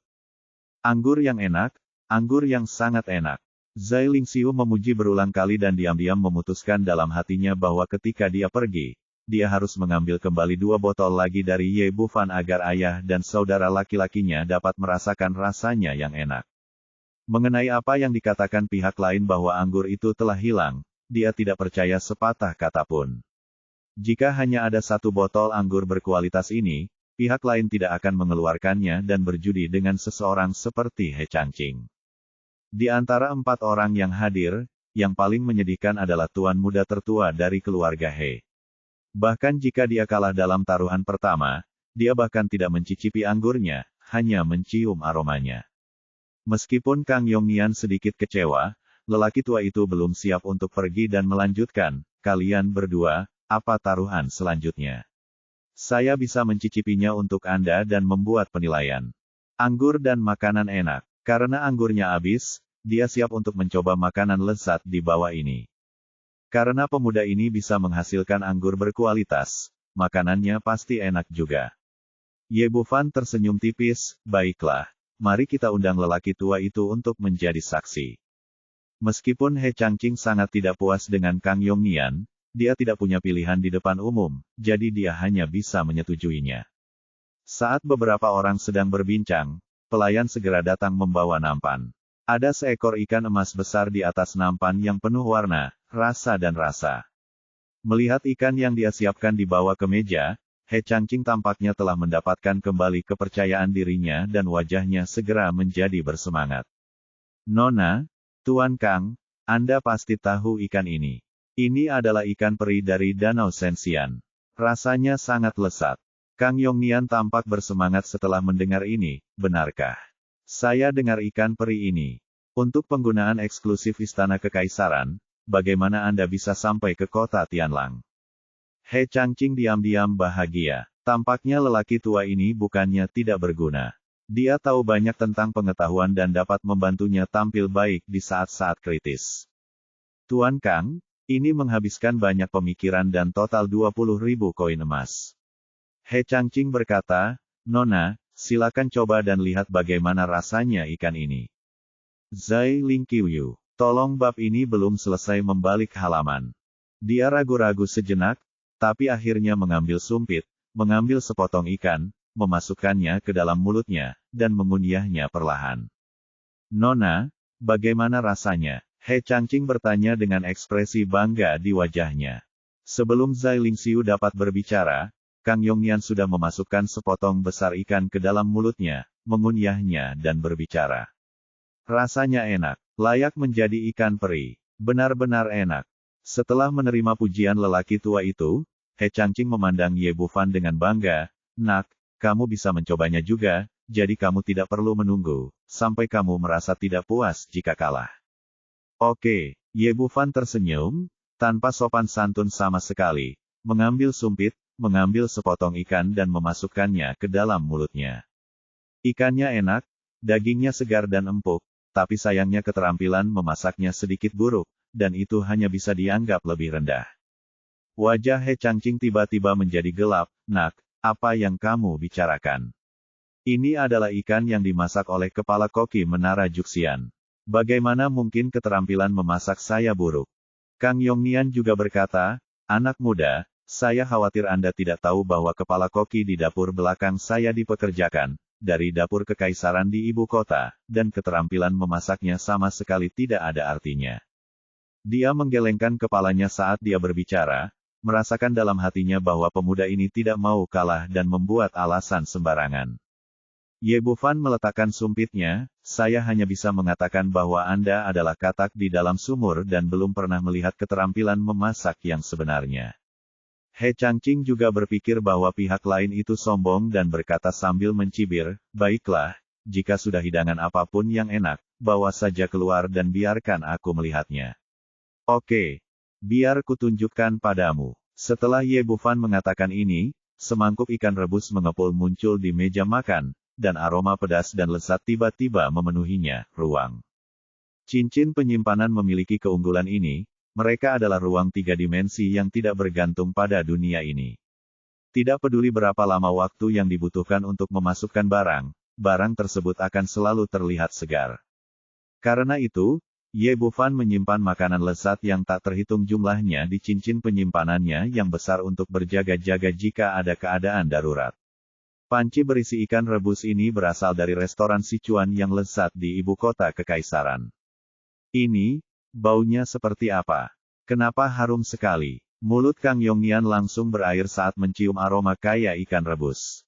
Apalagi saat melihat filet ikannya yang putih empuk serta kuahnya yang berwarna merah cerah, saya tidak bisa menahan godaan makanan enak lagi, jadi saya ambil sumpit dan memungutnya.